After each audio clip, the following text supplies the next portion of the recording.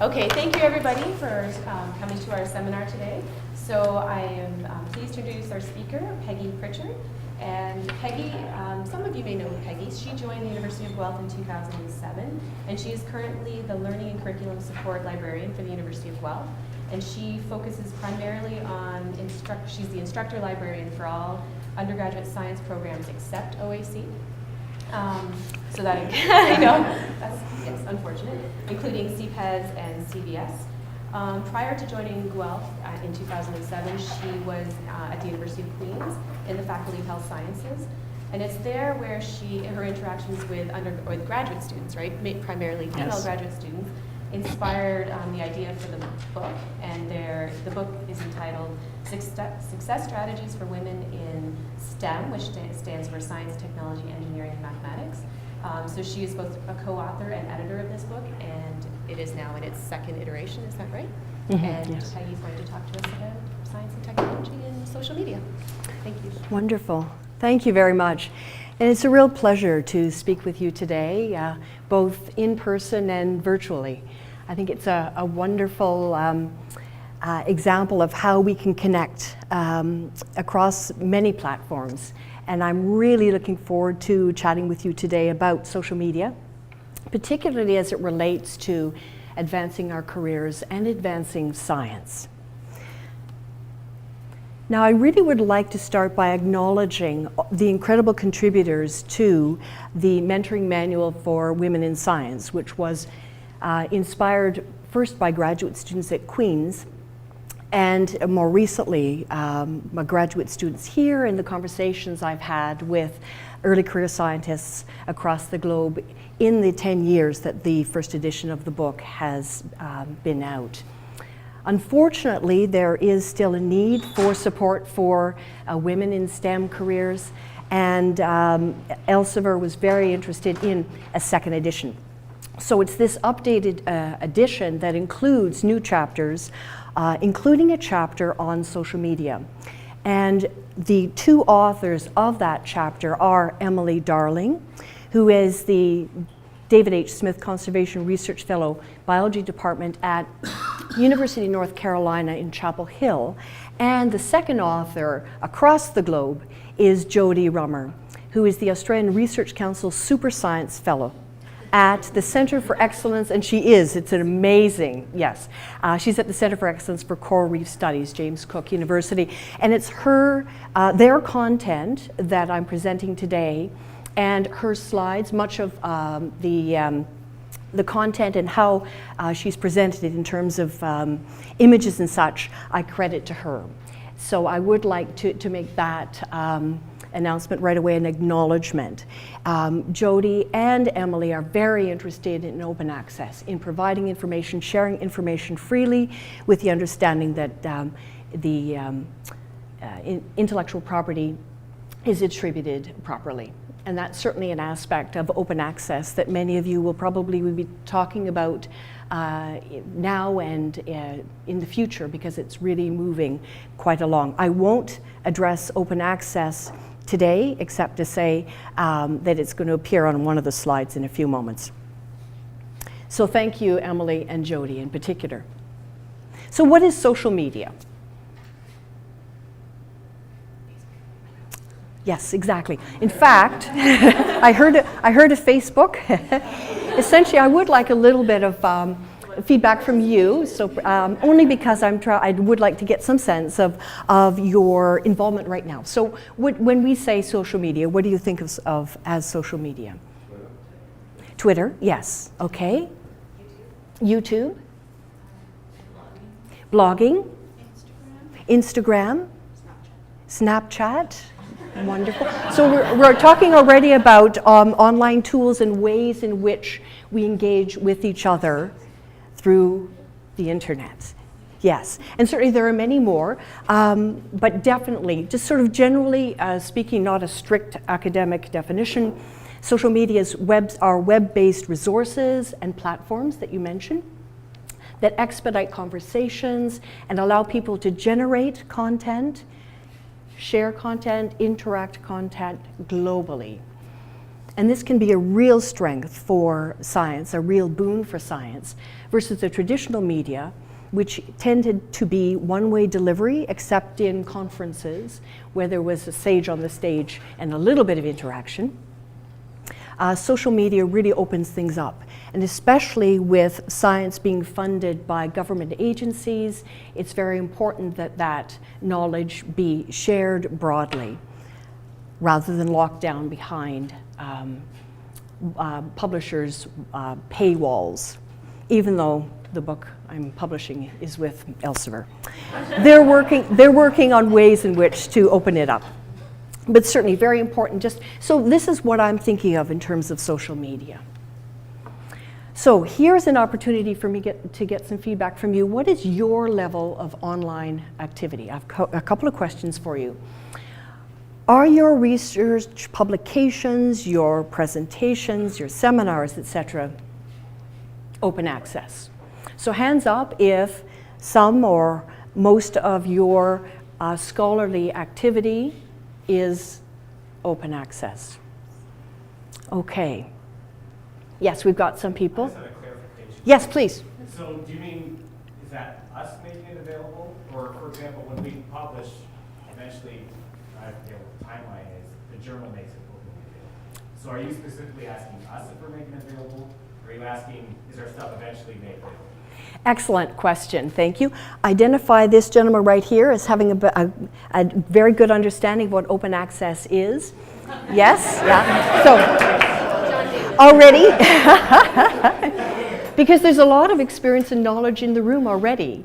And one of the neat things about social media is that we can engage with people and develop communities of practice, but that can happen in person and has often happened in person already. So to answer your question, certainly, there is a move among the publishers, the paywalled publishers, to and a requirement for any research that has been published and paid for by granting agencies and such to be available free of charge, but there will be a delay. At the same time, we can also make things available ourselves. So my question here really relates to the two things. Are you aware of the fact that your research publications are available, open access, after a certain period of time? Or do you intentionally make things available through SlideShare or through an institutional repository? Does that clarify? Thank you. So that's the question with clarification. Are your research publications or your scholarly output, I'm thinking of seminars at a conference and such, available either immediately because you do it yourself or in a delayed way because the publishers make it available after a sort of time period? How many now are open access? Yeah. And there may be some people who are not quite sure. I invite you to take a look at the open access movement. We also have information and a team actually in the library if you have more questions about open access and how you can become more involved in that. Yes? I just had a quick question. I read through an email very quickly, but I think I saw that it's going to be a requirement for us if we have tri-council funding, that Yes. we will have to publish either open access or at least in a journal that will make it openly accessible. Absolutely. Is that true? Yes, that is true. Yes, absolutely. And the journals themselves are moving towards providing that information up front in terms of identifying to what extent their publications will be available and what the delay time would be. So yes, thank you. Do One you know more if it's question. also happening in the United States with NIH funding? I believe that is the case as well, Because there's although a I'm lot not. of public journals that I have no access to. Yes, Really frustrating. absolutely. Even Which is 10 years later. very. It's been published. Yes, very, very frustrating. Absolutely, there is that movement, and I think Canada is ahead of the game in that way. So, excellent. Next question: are you active on the following? So, just a show of hands, just to get a sense of your experience. Oh, gee, goodness, there we go. Are you active on Twitter, Facebook, LinkedIn, ResearchGate, academia.edu, or a research group website? Hands up if you fit within any of those categories. Most people. Active versus occasionally look at.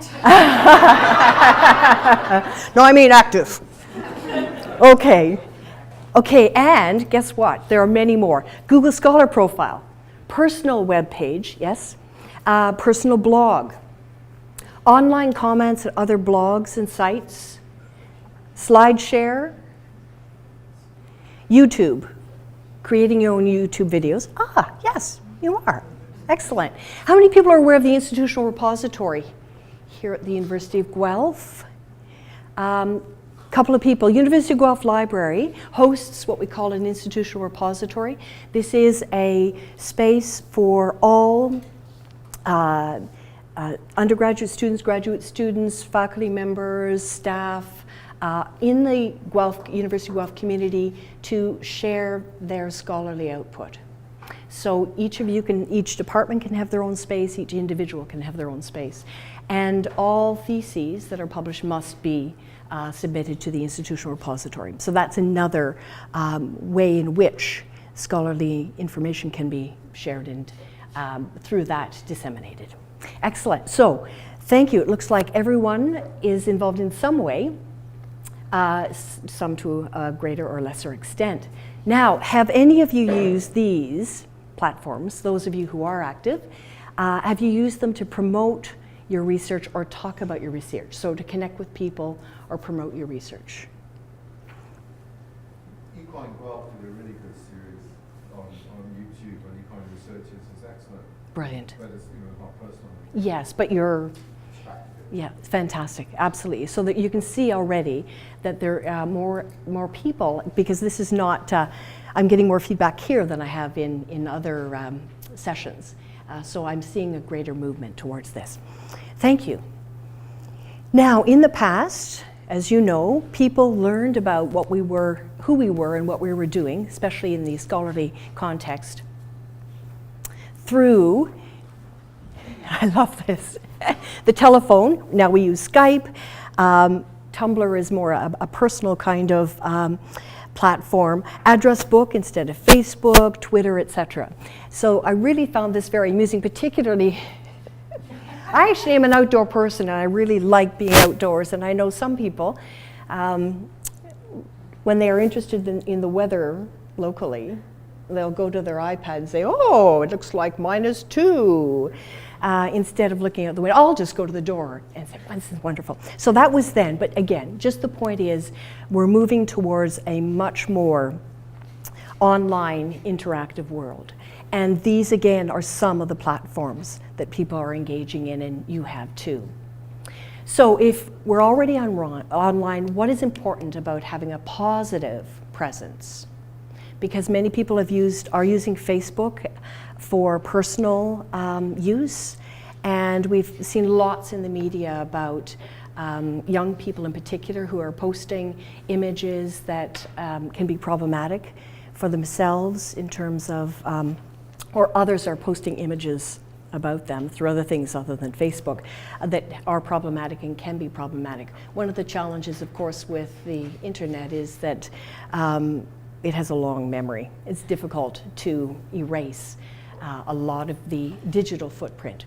So my question is, can we just come up with some ideas about why it would be important to have a positive presence? Just a little bit of brainstorming right now.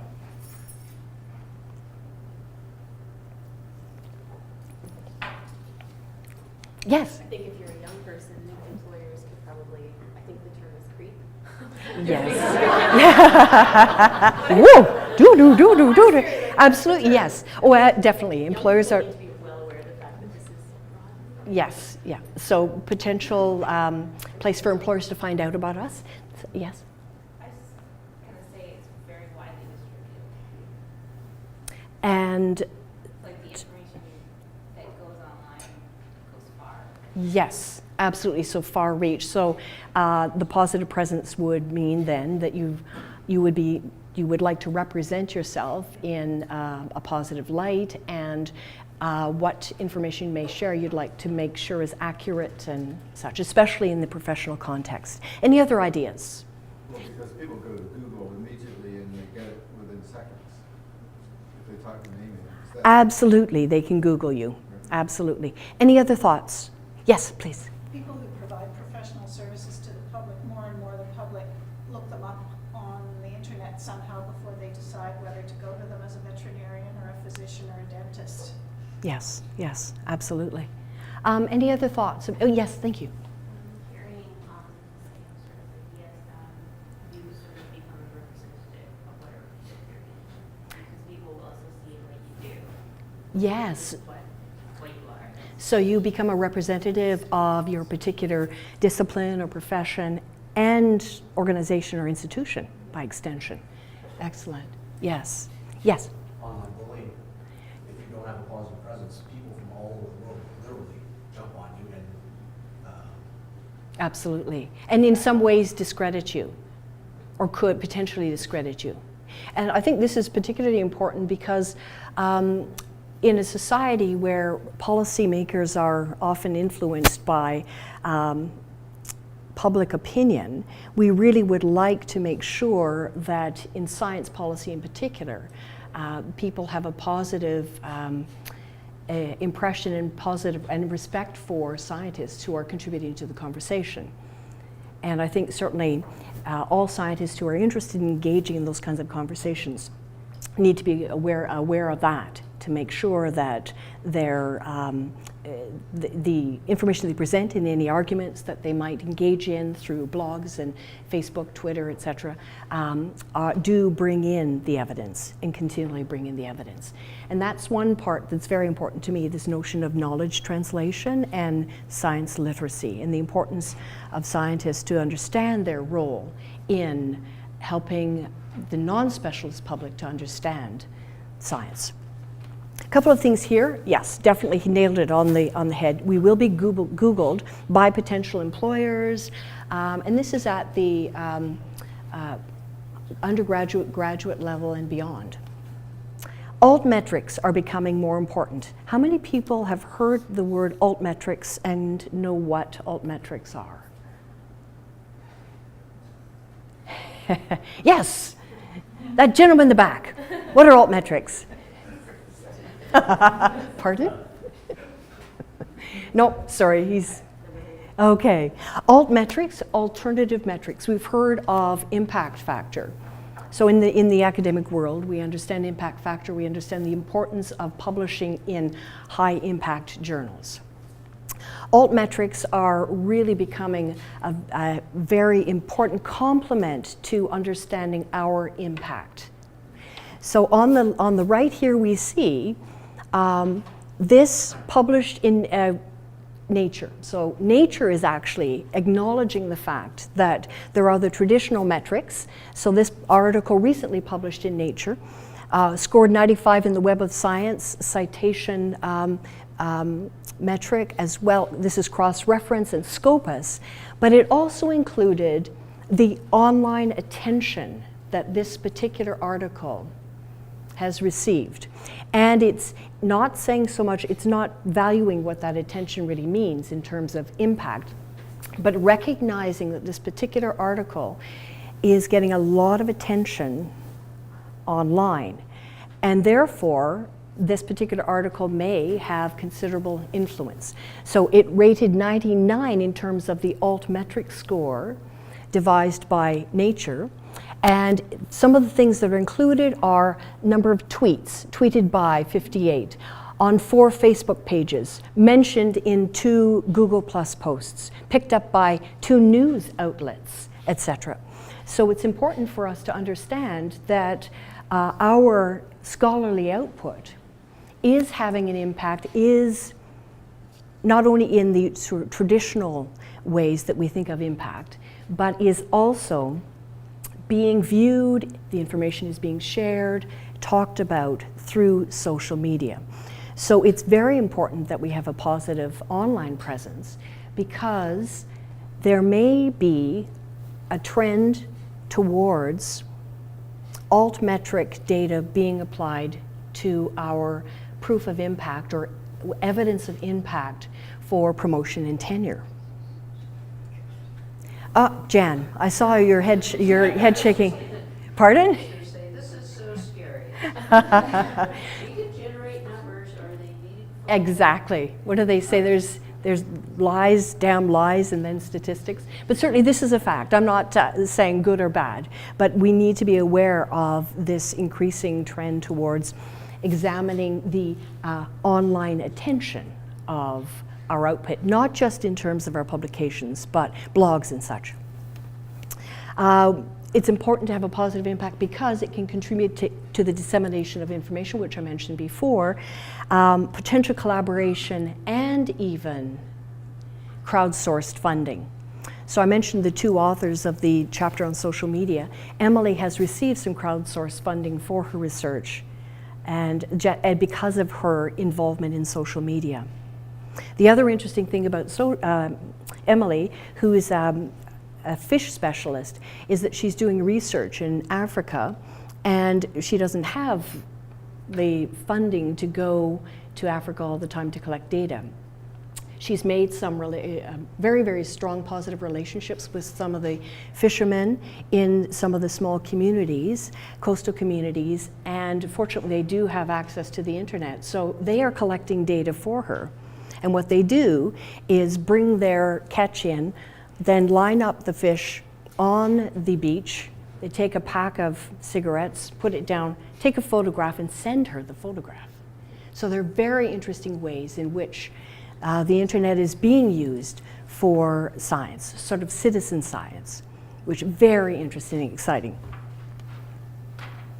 So essentially, just to demonstrate this in a graphic, really, Facebook, these are Facebook connections, a map of those connections across the globe. But we're becoming increasingly mobile as well, so this will only increase that interconnectedness. So, really, in summary, in terms of the importance of understanding and appreciating the power of online connections, it's accelerating the pace of research, expanding the reach beyond the journal article.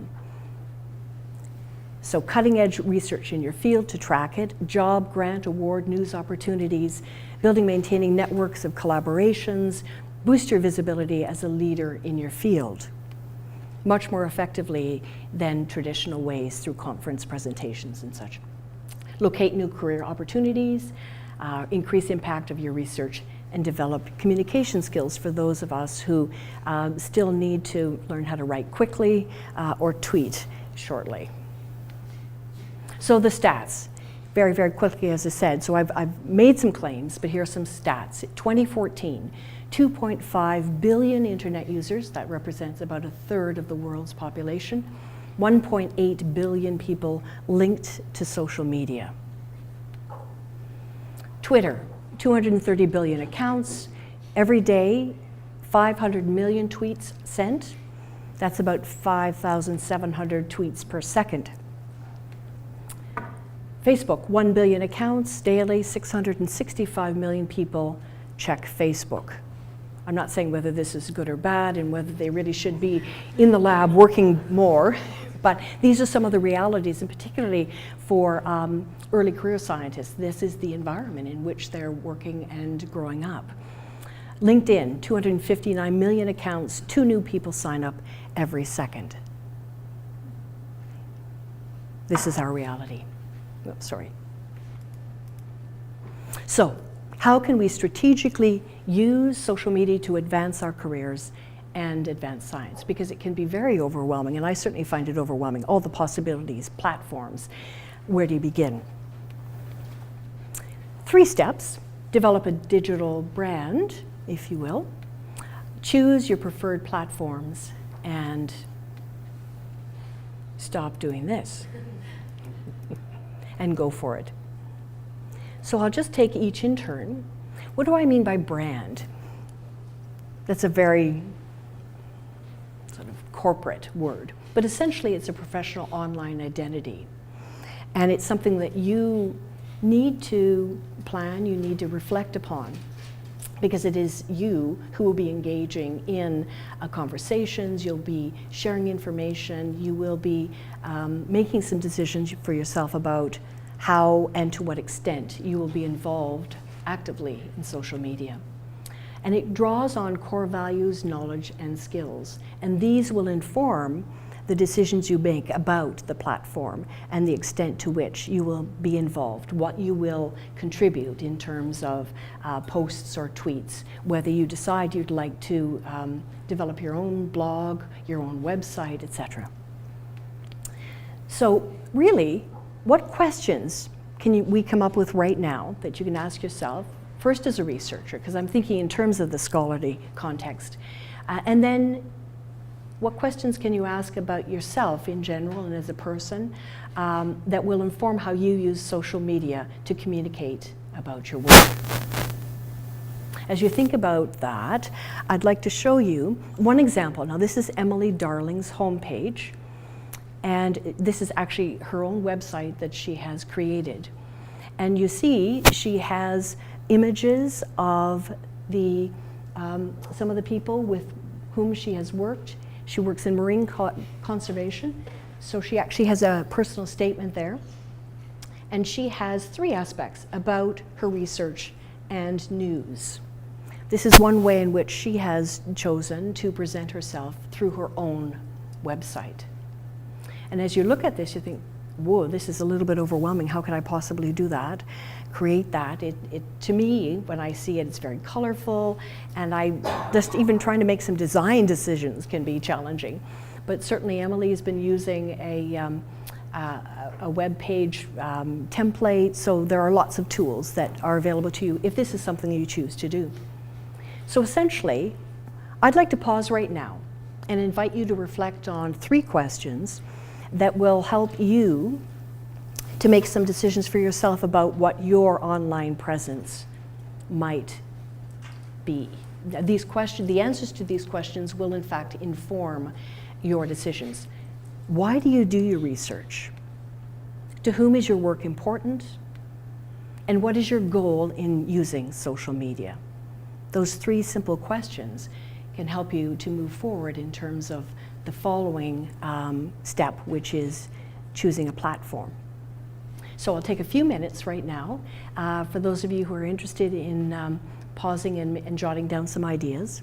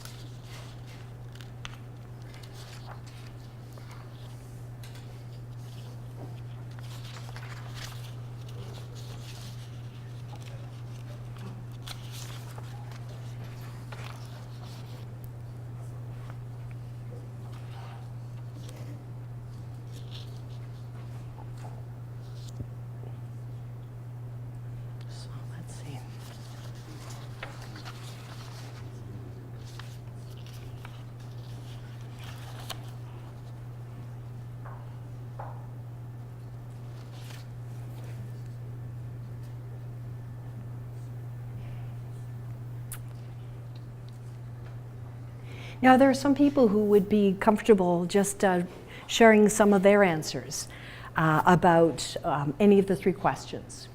I saw some people writing. So why do you do your research?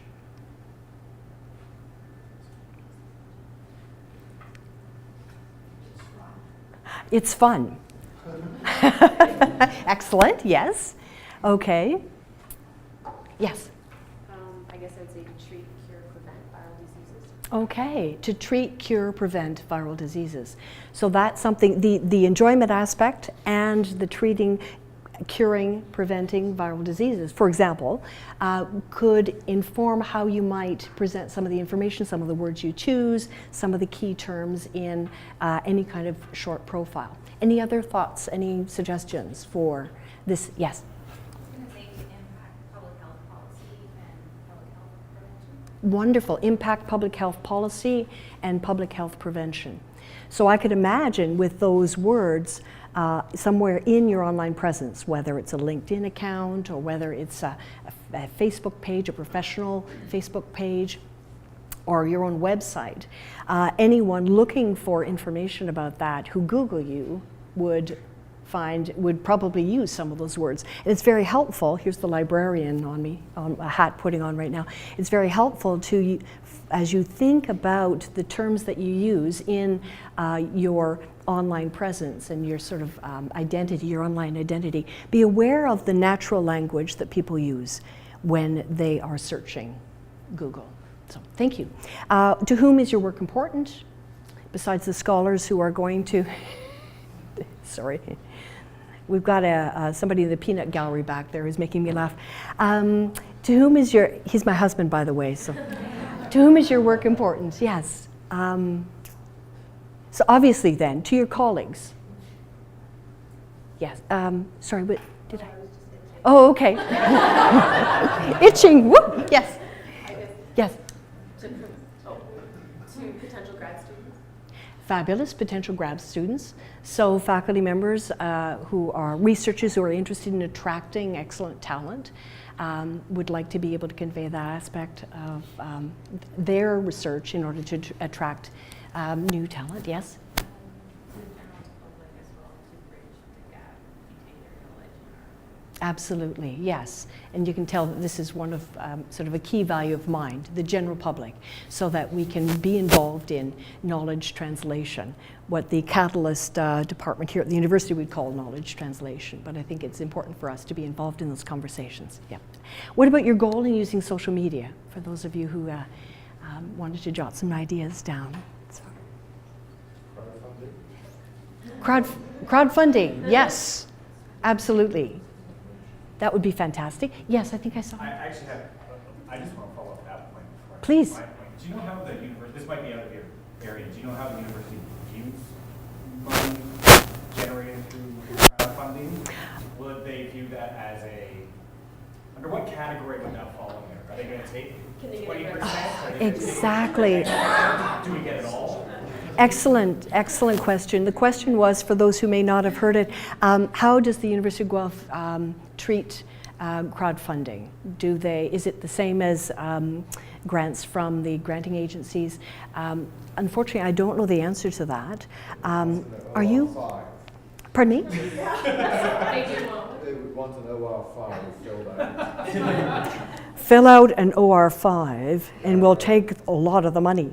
But certainly thank you for the question, and I will see if I can find out the answer to that and share. Yes. I don't know if we have a policy. Yes, thank you. Yes. I'll follow up and I'll send what I find out to. You have another question? I think sometimes we do a bad job as scientists of informing the public of what we do. And I think this is also important because if you ever want to lobby for more money from the government for CIHR, NSERC, or whatever, Yes. they're not going to listen. Politicians won't listen to us because it's in our self-interest. But if you can get the average Joe voter behind you and behind your team, which makes it make a big difference. Absolutely. Yes. Yeah. And I don't know the way of doing that other than maybe social media, because it's hard to Yes. do a lot of things. Well, I agree with you. I think social media is a powerful tool that we can use to that end. Leverage, as some people use, the verb they use. I'm not sure I like it. But anyway, I mean, we get the sense of what the potential is. I would really welcome conversations at a later time about how we could do that and be involved more. But certainly the greater the presence, especially if we have people who are sort of personalities, I think that the non-specialist public are attracted to them. So if there are ways in which we can develop our online presence, using these questions as inspiration, but keeping in mind ways in which we have to appear as though we're accessible, engaging, that things are enjoyable, fun. I think that is another way in which we can share information and actually get the facts out as we understand them. I think there was a question here or another point. Crowdsourcing. There is a website called Kickstarter. I'm not sure if heard of it. Brilliant, yes. Yeah, so Kickstarter, basically you pitch a particular idea and then people jump on that idea and then they give you funding essentially for your idea. Yeah. And if you meet your goal. And so you Yes. can divide it into several stages. And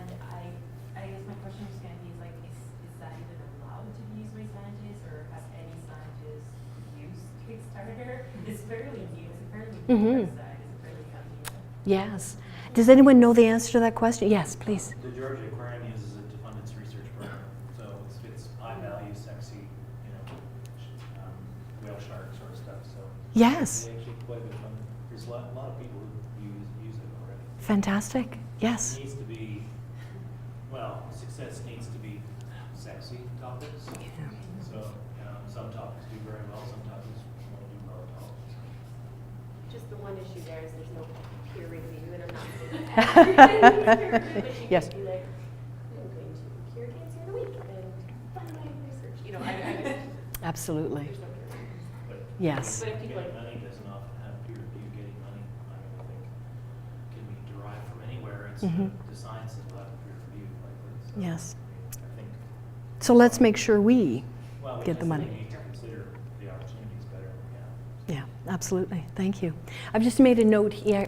One moment, please. I've just made a note here about Kickstarter and the question about how the University of Guelph treats how much money they take from the crowdsourced funding.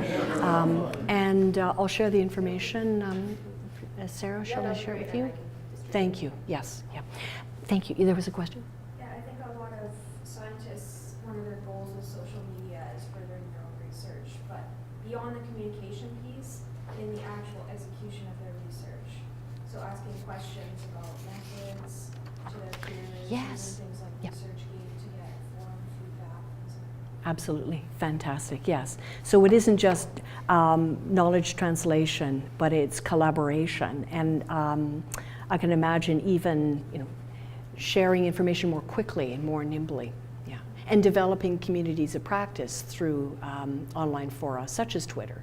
Because, there's a hashtag Women in STEM handle, for example, and other kinds of handles that if we find the ones that really relate to our specific area of research, we can immediately connect with people online.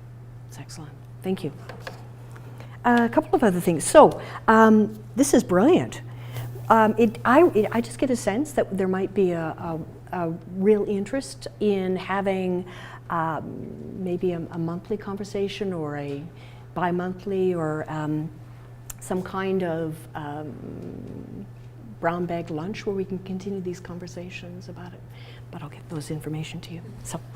So this is Jodie's goal for using social media, just to give you some ideas of her answers. And then notice education, to inform, to learn, that is her own learning so that she can advance her work. Mentorship is very important to Jodie, and service is very important. And this is her homepage and how she's presented it. And she's able to identify some new activities and such that are important to her through this TEDx talk. She's really been very successful in disseminating information to a non-specialist audience about her research. So again, it's very personal in the sense that this really does represent Jodie, not just professionally, but the personal aspects that sort of resonate with her. Those are her own photographs. So it is something that appeals to early career scientists in particular who have a little bit more, perhaps have grown up taking photos and posting them, that sort of thing. I really would like to encourage people to use that and focus it on a professional use, a strategic use in terms of advancing their own careers and really attracting other people to the really fun aspects of science and discovery.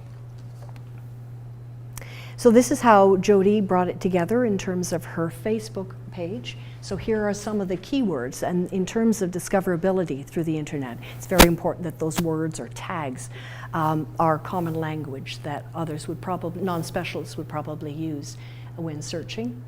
And just an example of Emily's Facebook page. Again, there's a lot of flexibility with respect to changing photographs and such, which can make it fun because it can say, oh my goodness, this is a lot of work. Which brings us to the next point. How do you bring it together for yourself in terms, not in terms of the choice yet of the platform, we're still talking about the brand or your online identity, Certainly the aspects include photograph, online name. It may be a given name, surname, again, your choice.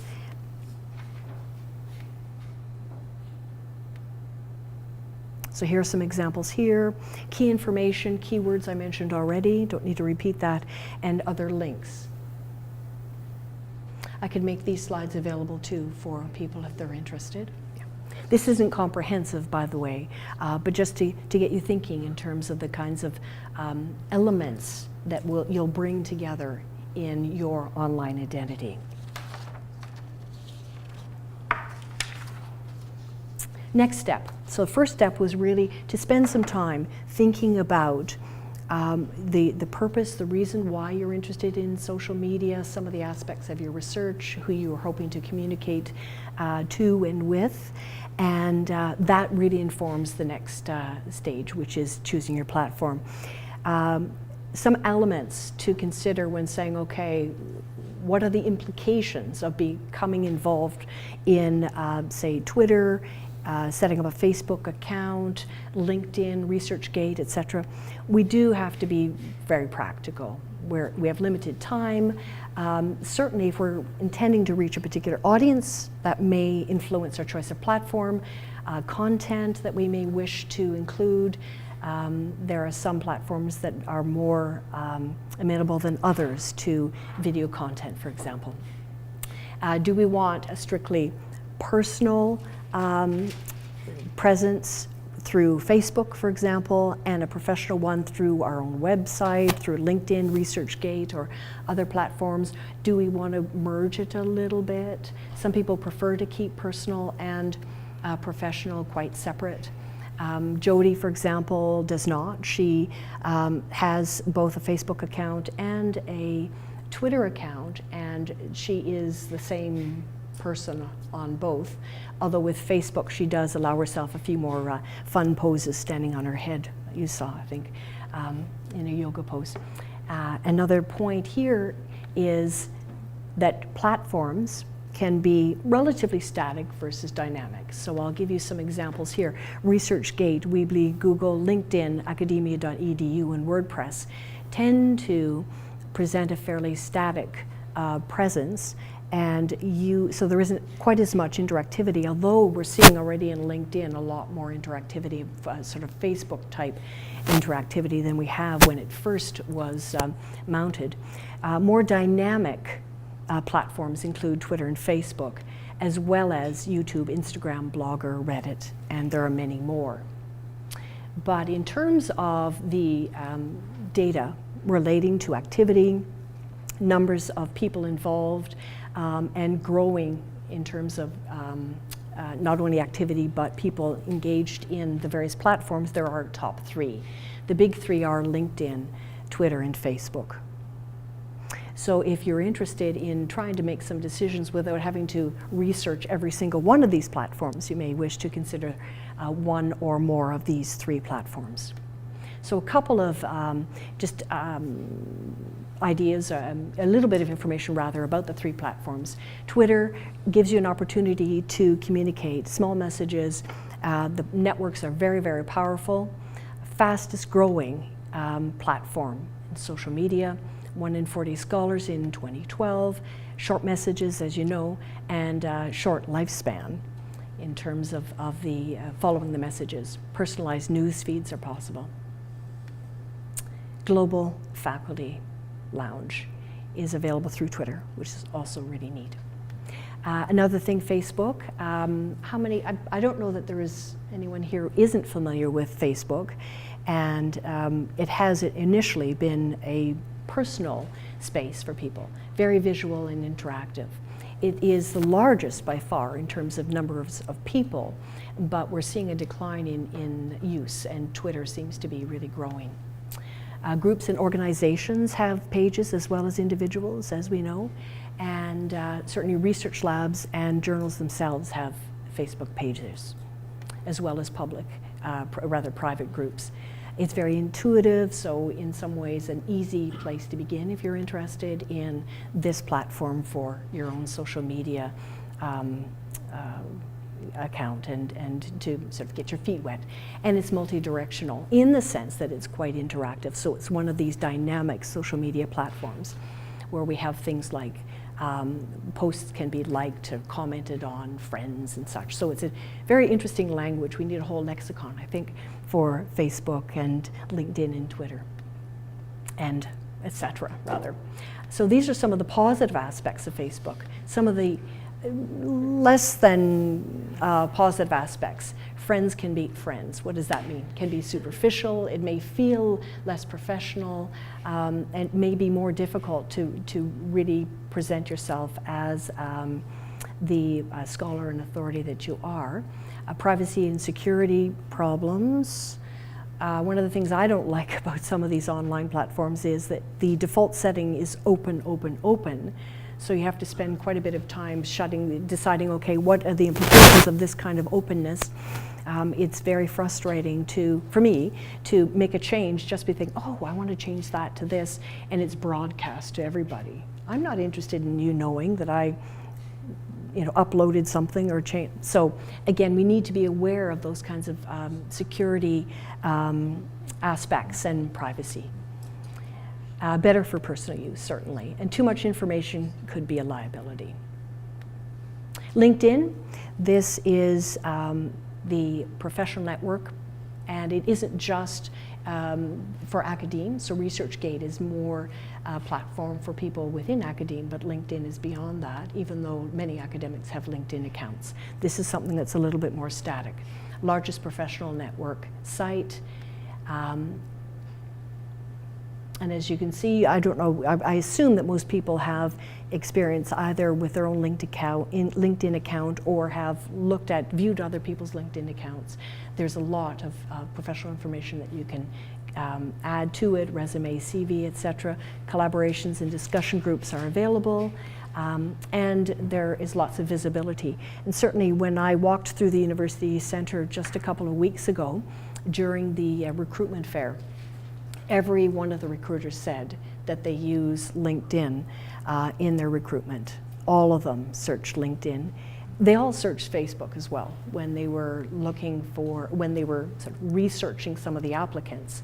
But when they were looking for applicants, LinkedIn was one of the platforms that either they themselves or the headhunters they hired used to identify potential employees, even if they wanted to steal somebody away who's involved in work and contributing to another organization.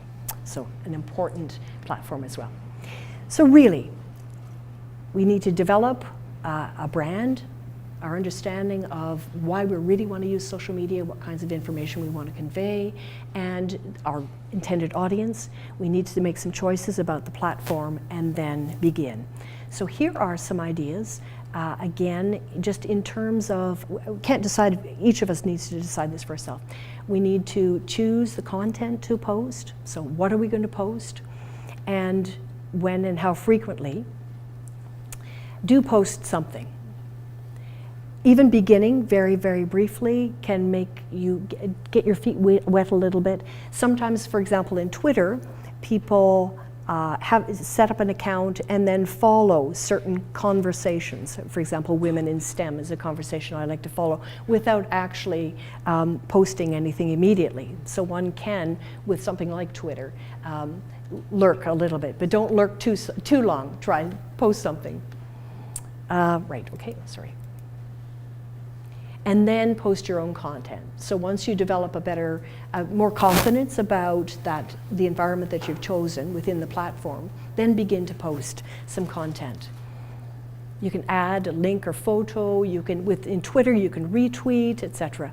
And then begin to build your own network. You may have lots of colleagues who are more active than you are in social media, and you can ask them their advice in terms of choice of platform, but also how they got started and the kinds of things that would be helpful for you to be following and then to contribute to. Oops, sorry. A couple of more points. It is important to maintain our presence. So. This engine that you have to constantly feed it, right? Absolutely. So we have to sort of, yes, absolutely. Most of us, I think, don't want any more It's too much. Yes, absolutely, I agree. And so that is why, if we choose even to become involved, we need to say, okay, this is precisely why. These are the kinds of things I will follow and respond to. And these are, and really develop that armor. I'm not going to be responding to this. I will not allow myself to feel compelled. So that's, but as you know, as scientists, I think we can all say, wait a minute, I'm logical, rational about this, and I will be immune to those pressures. But certainly, we need to, from the larger context, we need to understand what are our core responsibilities within our institution, what are the key priorities for our own advancement and development, and will becoming involved, for example, with an early career scientist in academia, will be involved in social media, say Twitter, for example. Will that actually enhance their work or be a time and energy sink? These are questions we need to ask for ourselves. Don't forget etiquette. So there are some, not rules, but as professionals, there are certain ways in which we can contribute to conversations that are more helpful and really contribute to that positive online presence. Aim to consistently post. Now, Emily and Jody suggest once or twice every day to build an online following. That's too ambitious for me, but certainly polite, nice, thoughtful, friendly, engaging initially. There are some people whose lives, who are journalists, as social science journalists, they're on a lot more frequently, and they've developed a reputation of following, and so they can be a little bit more risque. But certainly for people who are interested in beginning this sort of factual, polite, friendly, engaging tone can minimize the possibility of the kind of backlash and bullying that you mentioned earlier, etc. There are further frontiers in social media which for those of you who are really leading edge, you may wish to explore. But I would like to say one final word, and that is, though social media is a really powerful tool for advancing our careers, for advancing science, it is just a complement to those in-person interactions. In person, within our own institutions, at conferences and seminars, our visits, that in person is very, very important for us to maintain. Any questions at this point? That clock is 5 minutes fast, so we have 5 minutes. And yes, yeah. Thank you so much for all the questions that we had during the presentation. I wanted to leave a couple of minutes left for questions. And there's a whole reference list at the end here, the book rather, but lots of references. I won't show you now, don't need to, because I'll be providing you with the present, yeah, absolutely. But any questions? I think I'd like to ask John Lumsden whether we should replace our newsletter with Facebook. Oh. I'm not sure, but I'd like to have the 6 faculty in the room actually have web pages and Yes. Oh no. I think, well, I think there's, the question about format's a good one. I think faculty can be comfortable with a web page, which is relatively static, presents what they want to present, and then control the interaction that stems from it, whereas an interactive Facebook or Twitter, it takes more time, and I'm not actually sure that the benefits are much better than a web page. So, but everyone has to make their own mind up. So I do think we need a much better presence than what we have. Whether that's the pathobiologist now becomes a Facebook page, I'm not sure. But I guess who's the audience? Mm-hmm. So. I mean, the problem with web pages is that you always have to maintain them because they're always dated, and you kind of tend to. That's why we have Natalie, and that's why we have a resource, and we got the department's willing to pay for it. So there really isn't a reason why we shouldn't have that presence. Wow. It may have been in the past, but I don't think there is now. Yeah. Certainly, if you have those resources, that's excellent. Because absolutely, Jan. Yes. Yeah, I was going to say, could you comment on the signal to noise ratio? Sometimes Oh. infinitesimal. Excellent question, Jan. The question was, can I comment on the signal to noise ratio? I don't have any data on that, but in my experience, it can be very, very frustrating to tease apart all that noise. That's one of the reasons why. What that is. Oh, I beg your pardon. The question has to do with how much. Useful information Yes. versus junk. Useful information versus junk. I think in some ways, Jan, one of the ways I address that has to do with the platform that I choose and the some of the, in Twitter, the hashtags that I'm following. I also rely very heavily on Jody and Emily because they help tease apart things. Seems like you're getting tweets that, like, who are these people? I want nothing to do with them. Yes. Please leave. Yes. Reappearing. Absolutely. Yes, yeah. I would love to find some data on the that ratio. That would be very telling. Yeah. I actually use Twitter. I'm not going to tell you what my account is. It's not. You wouldn't find it by searching for me. But Oh, that's a challenge. that's on I work purpose, very much. actually. Don't try, but I don't think you'll find me. But it's a great way to actually find information, and they often have direct links to the scientific source. And so, without me having to spend time searching, I can actually follow posts that post material. So, for example, I use it to collect material for my disease of aquatic animals course. No, as I there's diversify the some courses. good stuff. There's also some, But you can choose to say nothing and interact with nobody. So Well, it's your but- level is up to you. but yeah, there's tweets you get that you don't want. You're not interacting with them, all you're doing is deleting them. and- Yes.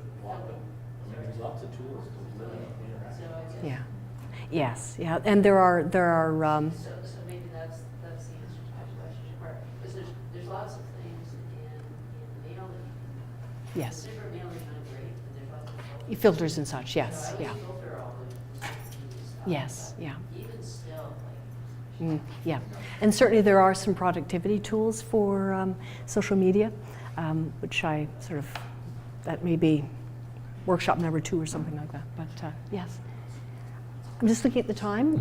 Yes, please. So, okay, you Thank mentioned that this is now our building. Is it going to progress, expand, or is it just a fad in 10 years, we're never going to hear of these things again? John, what is your opinion? It's not going to, I don't believe it's going to be a fad. I think that our, ResearchGate's going to be an interesting one to watch because they have their own rating factors you talked about, and so how much that impacts future granting and promotion. Maybe granting actually more than anything else, but there will be, I think, a lot more pressure and more use, and so I think people need to learn to use this to their advantage rather than to their peril, to be honest. absolutely. I don't see it going away. And I've had some very interesting conversations, for example, with graduate students who are from Africa, and they are really embracing this as a way of trying to share information with their colleagues back in Africa, and particularly scientists in smaller institutions who don't have access to, don't have the money to pay for the kinds of journals and such that we do. We have the fortune of being able to afford here at the University of Guelph, well, in North America. And there's some interesting stories, but I want to be respectful of people's time. So. Okay, so in the interest of time, I think we'll end here, and please join me in thanking Peggy for a very informative talk. Is this the first time you've given a talk like this? Like this particular one? This particular one, yes. Okay.